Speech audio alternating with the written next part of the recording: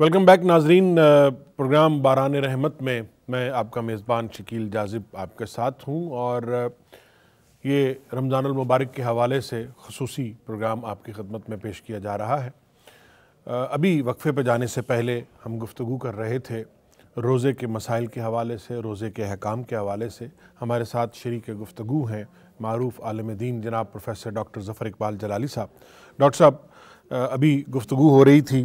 روزے کے احکام کے حوالے سے، ابھی سحری کا ذکر ہوا، افطاری کا ذکر ہوا کہ اس کی ٹائمنگ کیا ہے روزے کی، روزے کا حکم کیا ہے۔ تو یہ بتائیے کہ کن کن چیزوں کا خیال رکھنا چاہیے، کن کن حالتوں میں روزے کی معافی ہے، اور کیسی جس میں بہت سارے لوگ ابھی چلیں ہم اسی سے بات شروع کر لیتے ہیں کہ بہت سارے لوگ یہ سمجھتے ہیں، خود ہی یہ فرض کر لیتے ہیں کہ ہم روزہ رکھنے کی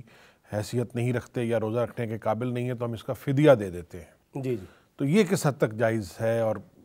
کیا اس کے بارے میں شریعت کا حکم کیا ہے؟ شکریہ جناب۔ جس طرح کہ میں نے پہلے بھی عرض کیا کہ روزہ چونکہ ایک حکم خداوندی ہے، ایک اہم ترین فریضہ ہے،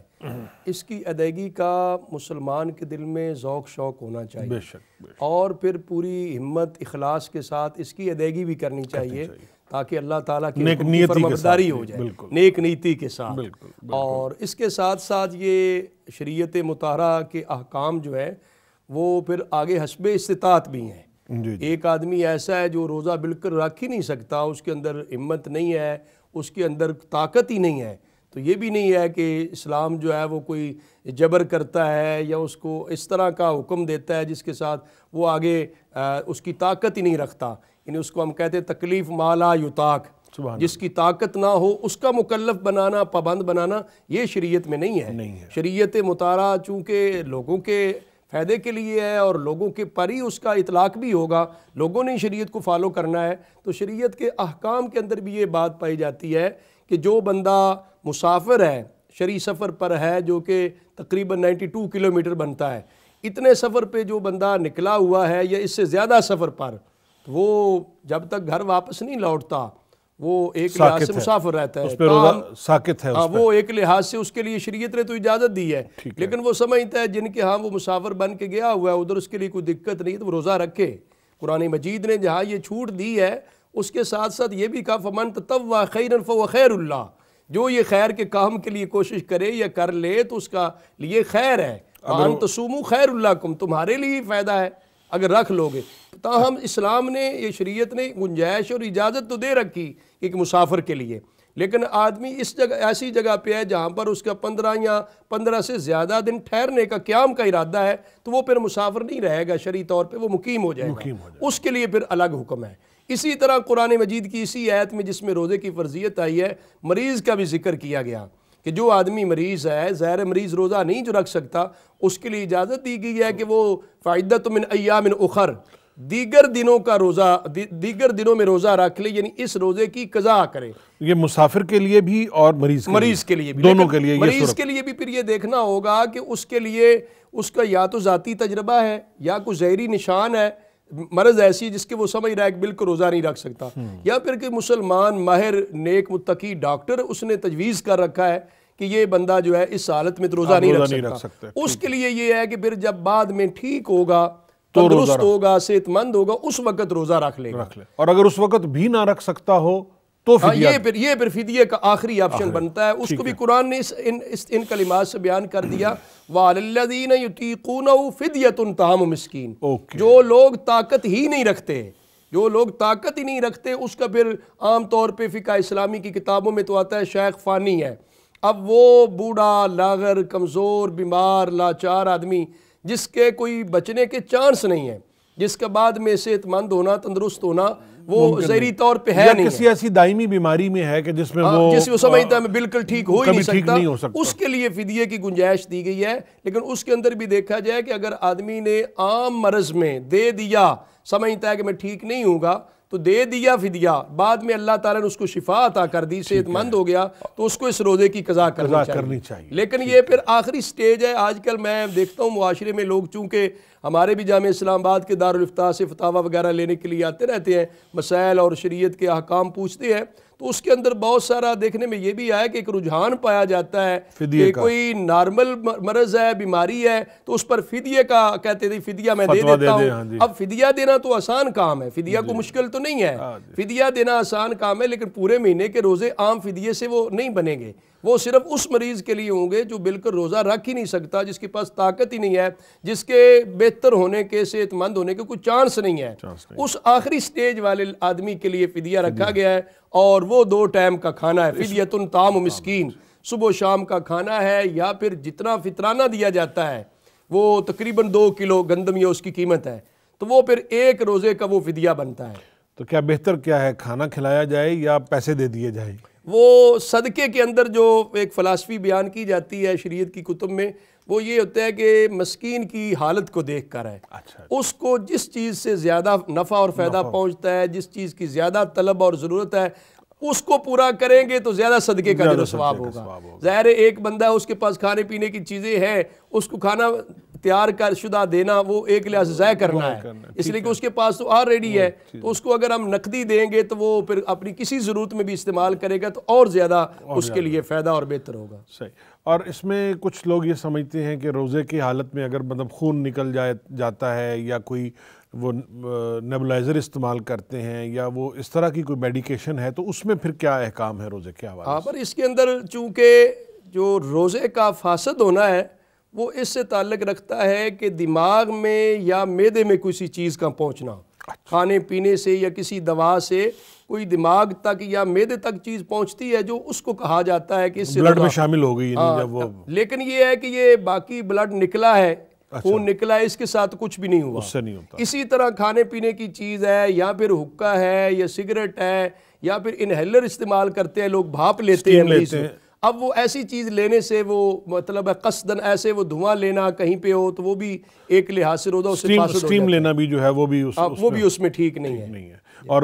یہ مسواک جو کرتے ہیں اور ٹوتھ پیسٹ مسواک کرنا تو نبی کریم صلی اللہ علیہ وسلم کی سنت مبارکہ ہے، مسواک کرنی چاہیے، اس کی بڑی فضیلت بھی ہے، عظمت بھی ہے، صرف یہ ہے کہ اس کے ذرات حلق سے نیچے جانے سے گریز کی جائے، احتیاط کی جائے، اور اگر تر مسواک ہے تو اس کو چوسا نہ جائے، چوسنے سے ظاہر ہے کہ اس کا پھر رس جو ہے وہ آگے حلق سے نیچے جائے گا، جس سے روزہ ٹوٹ جائے گا۔ اور ٹوتھ پیسٹ کے حوالے سے بھی، ٹوتھ پیسٹ میں بھی یہ احتیاط ضرور ہے، ٹوتھ پیسٹ کے اندر وہ اگر دوا لگائی ہے تو اس کے ساتھ آگے اس کے ذرات جو ہے لازمی طور پر گھل جاتے ہیں، نیچے چلے جاتے ہیں، اس سے روزہ ٹوٹ جاتا ہے۔ تو اگر وہ ذرات کے بغیر، یہ دوا کے بغیر جو ہے ویسے استعمال کی جائے تو اس کا تو کوئی ایسی بات نہیں ہے، اس کے لیے گنجائش موجود ہے۔ اور خواتین کے حوالے سے کچھ جو مخصوص احکام ہیں روزے کے، خواتین کے لیے تو ایک تو عام طور پہ ہر ماہ کی جو ماہواری ہوتی ہے، مخصوص ایام ہوتے ہیں، ان میں روزے وہ نہیں رکھ سکتی، اور نماز تو شریعت کو معاف کی ہے۔ اس کا فدیہ یا اس کی قضا بھی نہیں ہے؟ نہیں، اس کے اندر فرق یہ ہے کہ جو نمازیں ان دنوں کی ہوں گی، ان نمازیں تو بعد میں قضا نہیں کرنی ہوتی، لیکن ان دنوں کے جو روزے ہوتے ہیں ان دنوں میں روزہ رکھنا نہیں ہے، لیکن بعد میں ان روزوں کی قضا کرنی ہوتی ہے۔ یہ میں سمجھتا ہوں کہ شاید اس کو سمجھنے کی بھی ضرورت ہے، جو ہماری مسلمان بہنیں مائیں، ان کے لیے یہ ضروری بھی ہے کہ وہ پھر اس مسئلے کو سمجھ لیں کہ روزے کی بعد میں قضا کرنی ہوگی، روزے کی، یعنی نماز جو ہے اس کی بعد میں قضا نہیں ہے، ان ایام کی، مخصوص ایام کی، وہ معاف ہے،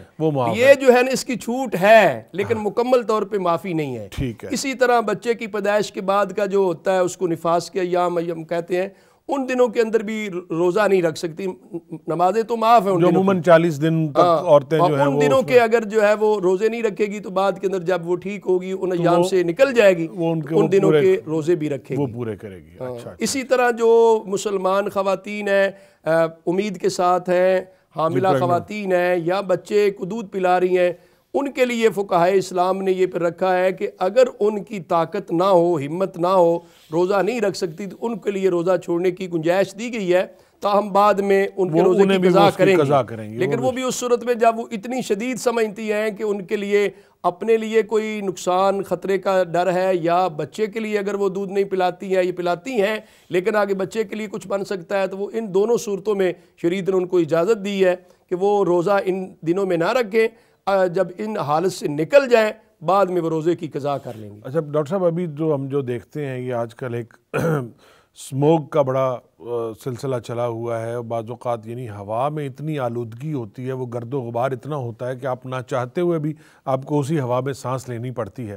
تو اس سے تو کوئی فرق، اس سے روزے کو کوئی فرق نہیں پڑتا، اس لیے کہ اس سے بچا نہیں جا سکتا۔ پہلے جو میں نے کہا نا، اسلام نے ایک اصول دیا، تکلیف ما لا یطاق، اسلام اس کی تکلیف یا پابند نہیں کرتی جو بندے کی طاقت سے باہر ہو۔ اب یہ تو ایسی چیز ہے، آلودگی سے بچنا انسان کے لیے مشکل، نیت بھی کوئی ایسی نہیں ہے، نیت بھی نہیں ہے۔ ایک ہے کہ دھواں کہیں پہ ہے تو وہ از خود قصدن ارادتاً وہ دھواں لے رہا ہے، وہ اور چیز ہے۔ ایک ہے اس ماحول کے اندر ہے یا گرد و غبار ہے، یا اس کی مثال فقہائے کرام نے یہ بھی دی ہے کہ آٹا پیسنے کی چکی پر وہ جاتا ہے، وہاں سے گزرتا ہے، وہاں پر اگر اس طرح وہ بے ساختہ یا بغیر قصد کے کوئی ایسا معاملہ ہو جاتا ہے تو اس کے ساتھ روزے کو کچھ نہیں ہوتا، اس سے روزے کو کچھ نہیں ہوتا۔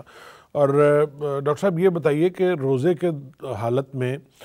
ہم بہت سارے یعنی کاروبار بھی کر رہے ہوتے ہیں اور بہت سارے کام بھی کر رہے ہوتے ہیں، لیکن وہ کاروبار ہم اسی طرح سے کر رہے ہوتے ہیں جیسے ہم عام دنوں میں کر رہے ہوتے ہیں۔ تو یعنی خدا نہ خواستہ اگر آپ ناقص مال بیچ رہے ہیں تو آپ اسی طرح بیچتے رہتے ہیں، یا آپ کوئی اور اس طرح کی کام جو ہیں وہ کر رہے ہیں، نعوذ باللہ جو ہے وہ لوگ، کچھ لوگ جو ہے وہ مال حرام کما رہے ہیں یا دوسرا کر رہے ہیں، تو یہ اس سے پھر اس روزے کا کیا فائدہ ہے انہیں؟ اب جو ایک لحاظ سے اسلام کے احکام کی روح ہے وہ تو تقوی حاصل کرنا ہے، پرہیزگاری حاصل کرنی ہے۔ ان احکام کے لاگو کرنے سے گویا کہ انسان اللہ اور اللہ کے رسول کا فرما بردار بنتا ہے۔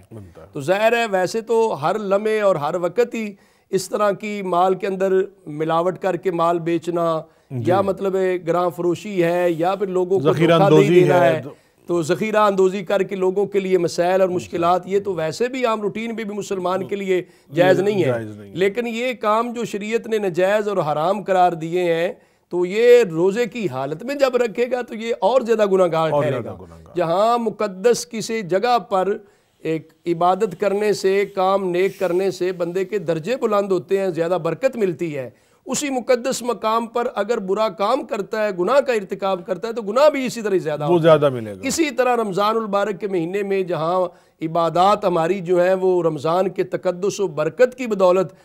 کئی گناہ آگے بڑھ جاتی ہیں، بڑا فیض، برکت، اس کے انوار و تجلیات ملتے ہیں، تو اسی طرح رمضان المبارک کی روزے کی حالت میں اگر کوئی بندہ غلط کام کرے گا تو اس کا اور زیادہ گناہ اس کو ہوگا۔ جہاں نیکی بڑھ جاتی ہے اسی طرح پھر گناہ بھی بڑھ جاتا ہے، اس وجہ سے وہ تو دو گویا کہ جرم ہو گئے، ایک جرم جو اس نے ارتکاب کیا، دوسرا پھر رمضان المبارک کے روزے کا جو ایک تقدس تھا، احترام تھا، وہ ملوذ خاطر نہیں رکھا۔ ناظرین محترم، روزے کے مسائل کیا ہیں، روزے کے احکام کیا ہیں، روزے دار کو کن باتوں کا خیال رکھنا چاہیے، روزے دار کو کن باتوں سے بچنا چاہیے، اور ابھی وہ کون کون سے ایسے اعمال ہیں جن کو روزے کی حالت میں کرنے کا حکم ہے، جن کی تاکید ہے کہ روزے دار کو یہ اعمال، یہ کام ضرور کرنے چاہیے۔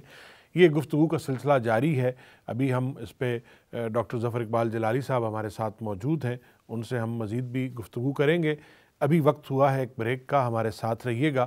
حاضر ہوتے ہیں ہم ایک چھوٹے سے وقفے کے بعد۔